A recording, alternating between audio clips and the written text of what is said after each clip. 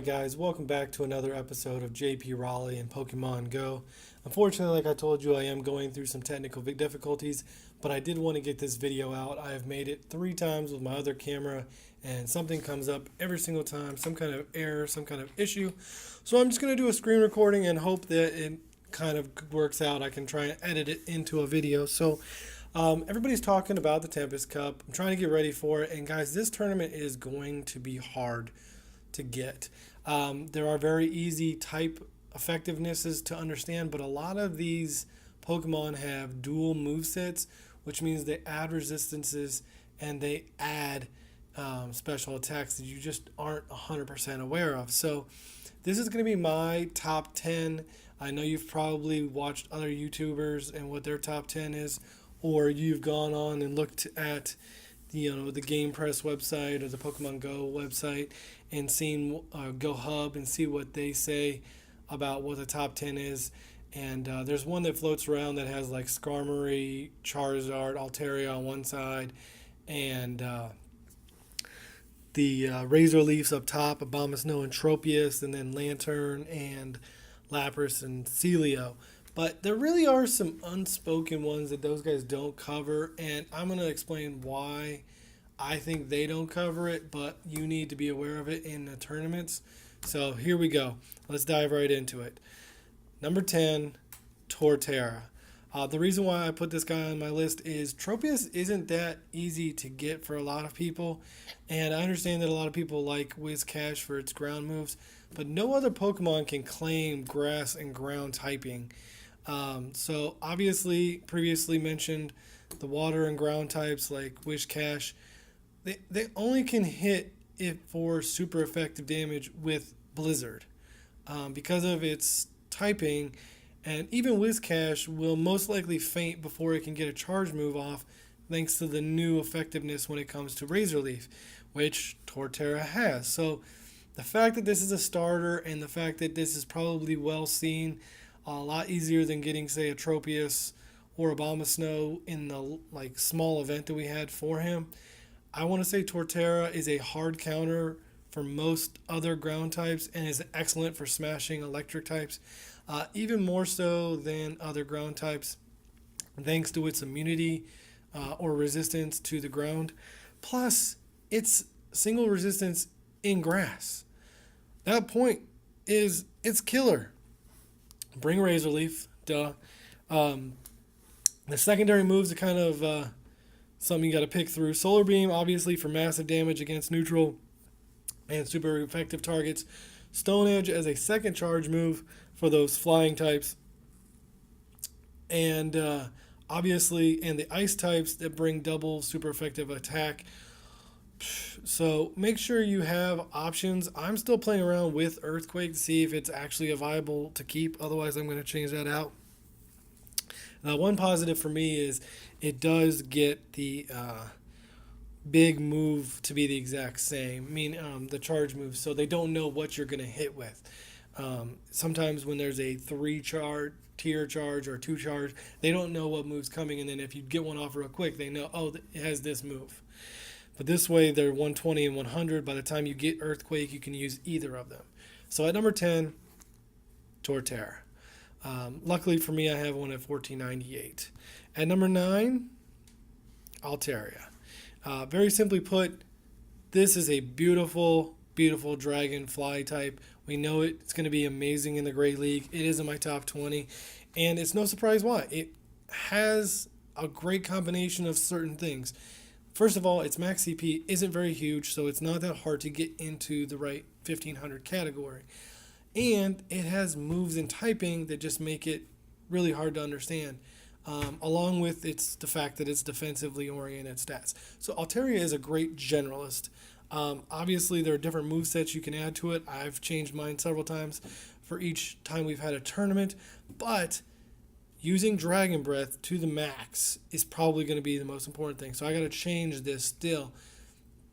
Take that, add a little resistance to grass, fire, electric, water, and ground, and the cloud is ready to make it rain, if you get what I'm saying.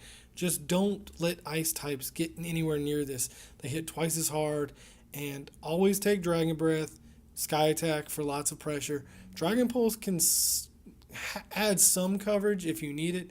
Forget about Dazzling Gleam. It's no help here. It requires too much energy to get it off. But between Sky Attack and Dragon Pulse, you'd be pretty good. Like I said, the better moveset is Dragon Breath, but I just haven't put the money into it yet. So at number 9, Altaria. Number 8, this is definitely somebody that everybody is talking about. And I like it better than Celio for sure. And I know Celio is a better option if you don't have a legacy moveset. Check it out. I got Ice Beam. So at number 8, Lapras. It's a bulky Pokemon. Thanks to the fact that Water Gun and Surf, which only require 5 energy to charge, does significantly more damage, which is good for the fighting ground, fire, rock, and other neutral matchups, such as the non-water ice types. So if you don't have double legacies or legacies at all, take Blizzard for coverage if you need it. A double legacy Lapras with Ice Shard and Ice Beam would also be fantastic. If you're lucky enough to still have one of those, or you got one in a trade, I actually have mine, but I did trade away one that had Ice Shard, and I was kind of upset about it. But plain and simple, if you have that, still bring Surf as the second move. I haven't added a move to this yet because I don't know if I want to completely invest all the Stardust. It is at my number 8, so I don't even think it will make my top 6. But at number 8, Lapras. So, number 7, this one's interesting. Alolan Golem or Alolan Graveler. The electric bearded boulders are a huge hit in this tournament. They resist major types like fire, flying, and electric, which is about half the tournament. So it's always going to be at least neutral, if not super effective damage. The only problem comes with the ground types. They are most potent against the flying type counters, such as obviously Altaria and things like that. But Alolan Graveler is a stronger option in my opinion, as only the move being the difference between Graveler and Golem, the Thunderbolt versus Wild Charge. Thunderbolt charges slightly quicker for a slightly less damage, but in the Great League, speed is the name of the game. Golem is a more accessible option, but obviously it's going to be an investment. Take Rock Throw for sure as a fast move. Don't ever use Volt Switch. It's awful. Complete the triangle with Rock Blast and the fastest Rock Charge move in the game, and Thunderbolt. Wild Charge if it's Golem, as you can see here, and you're set and ready to go. Then you can crush flying types, many of the ice types, and most of the electric types. I'm pretty sure the ground type was added to this cup solely because of this terrible duo. Because that's pretty much the only way to counter these guys. One could argue that one of the grass or water users could beat them, but only Torterra resists their moves. And he's a ground type, so there. Whiscash is the fastest counter. Steelix and Alolan Dugtrio, they're tanky. That's about it. So at number 7, I have Alolan Golem or Graveler, depending on what yours evolved or what level you got yours at. At number 6, we have the best metal bird, Skarmory. Skarmory having only 2 weaknesses in the entire thing, fire and electric. It's resisting ground, grass, steel, and dragon. And flying, to name but a few, makes this steel bird the top choice. Again, the Tempest Cup, I didn't think it was going to be up there. It is number 6. I'm thinking I'm going to bring it in my team. The Sylph Road obviously has said certain things, was smarter about it, allowing electric types into this mix, which hit this bird super effective and resist his attacks. While he's limited, he still rises up when it comes to the flying type. Veterans of Sylph tournaments know the drill. You want to bring in Air Slash for sure, Sky Attack, and just keep smashing the screen. Take Flash Cannon as a second charge move. This is a brand new Skarmory that I've caught between now and the last tournament, so I want to make sure I get the right. Oh no, I traded for it, so I want to make sure I get the right moves for it. But take Flash Cannon as a second charge move for a slight advantage against certain ice types. Then just keep spamming that bad boy. So at number 6, Skarmory. At number 5, we have. Oh, that's right. Okay, so at number 5, we kind of have a tie. I just have this affinity for Magneton and Minun because they're basically a better version of a perfect Pokemon for this cup. Only problem is he's regional, and that's Pachirisu. Magneton is a better option because he has like 12 resistances, which is just ridiculous. Dragon, electric, flying, grass, ice, rock, steel.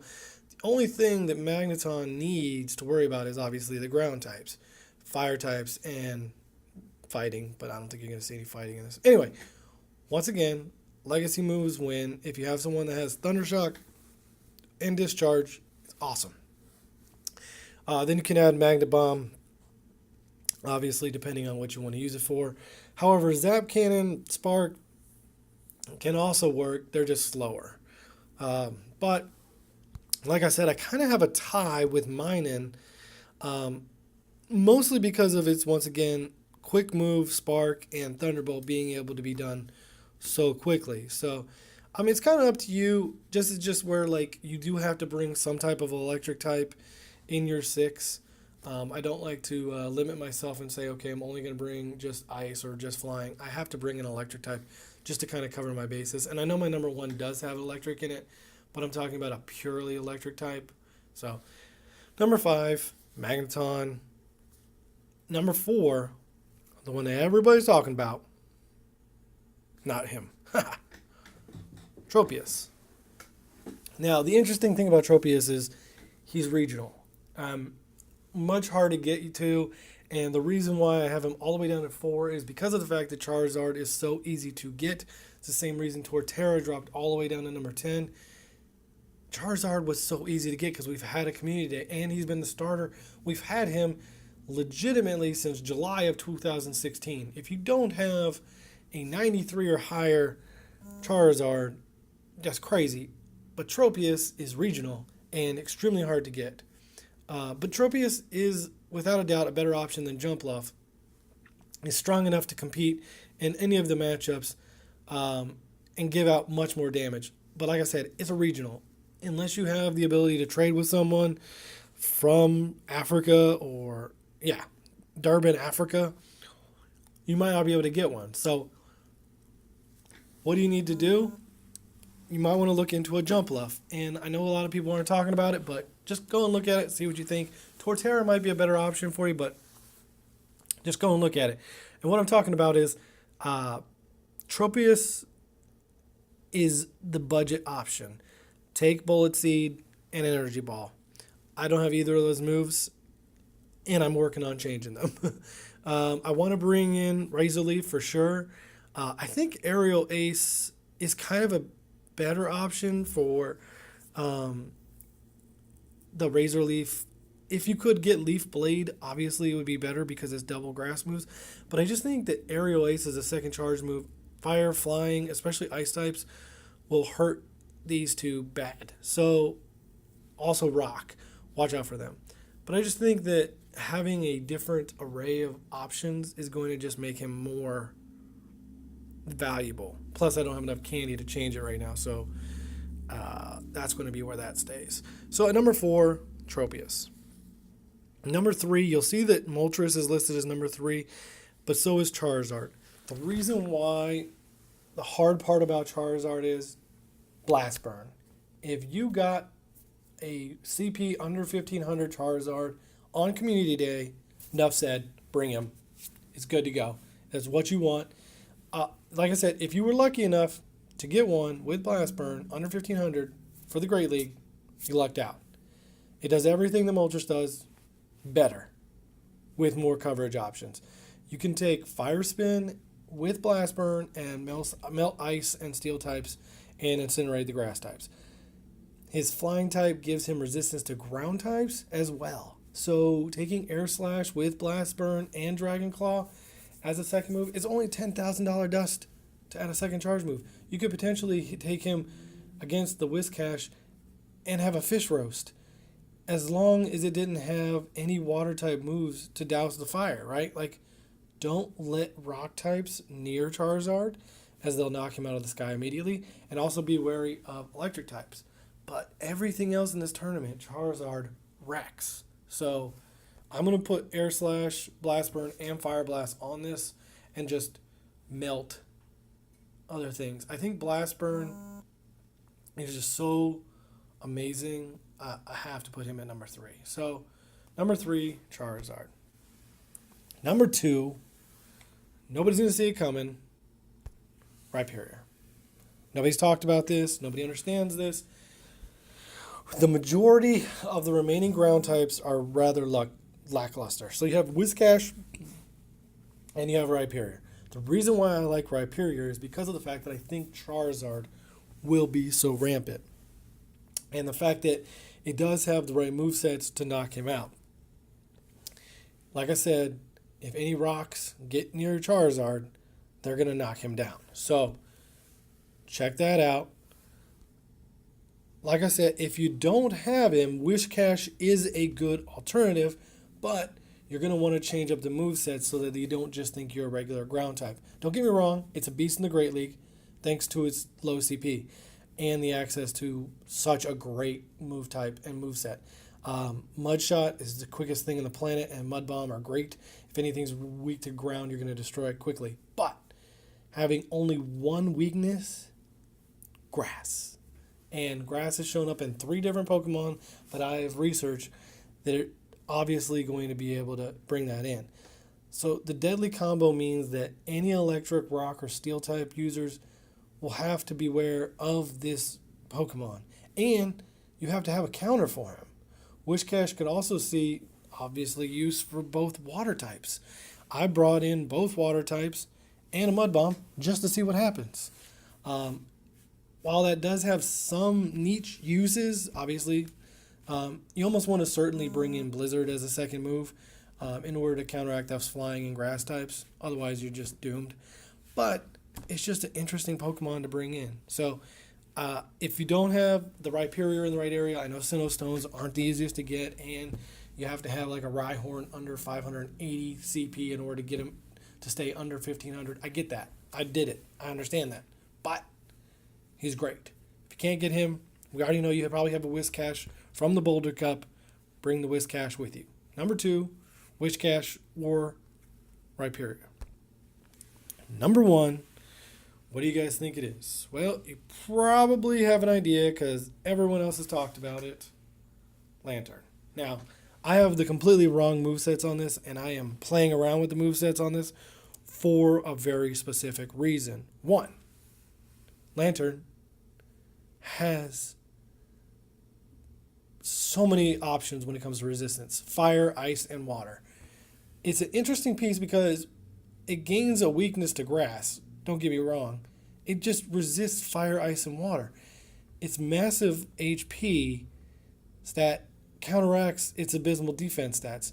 If you take Water Gun and Hydro Pump with Thunderbolt to surprise your opponents, you're just going to hit everything and hitting back at ground types that switch in to counter it. So what do you bring in against a Lantern? Like, what? Honestly, a lot of people will be simply confused when you bring in a Lantern on what to attack it with. Obviously, the number 1 counter for Lantern is Tropius, but Tropius and Torterra are both going to have those double grass moves. With 1 shield, Torterra takes him down no matter what. Tropius, on the other hand, gets knocked completely sideways with that electric moves, so watch out for that. With only 1 shield, you can almost lose half your Tropius, so be aware of that. But number 1, Lantern. So just to summarize real quickly, the Tempest Cup is going to be very hard for people to understand because you have to know more than the 4 type effectiveness. It's not going to be like the last tournament where you can just take in Poison type and go, oh, it's a Poison type. I need to bring ground moves to destroy it. Oh, it's a Fairy type. I need to bring Poison in. Oh, it's a Dark type. I need to bring in Fairy. Oh, it's a Ghost type. I need to bring in Dark types. It's not going to work that way because there's going to be so many extra resistances based on this. it's gonna be awesome, and you're gonna have to really think about your 6. So number 10, like I said, Torterra. Number 9, Altaria. Number 8, Lapras. Number 7, either of the Alolans, either Alolan Golem or Alolan Graveler. Number 6, Skarmory. Number 5, one of those electric types, either Magneton or one of the electric squirrels. Tropius at number 4.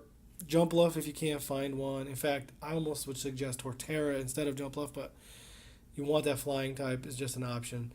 Number 3, Charizard for sure. Blast Burn, enough said. Number 2, Rhyperior or Whiscash, depending on what you can actually make and what you actually have available. Number 1, Lantern.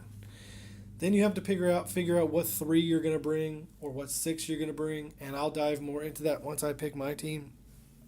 But I just wanted to share that with you guys. I know I've been having some trouble getting difficulty with videos getting up, so hopefully this helps. If you guys think that there's a better Pokemon out there, I know if you guys want to try and talk about Celia or Abomasnow, I totally get it, bringing Ice type versus all the Flying type. I get it. I just don't think that they're better than Altaria. So, yeah. Or Lantern. So, feel free to put stuff in the comments. Let me know what you think, and we'll chat closer to my tournament, and we'll see how I do in the tournament. As always, guys, catch everything.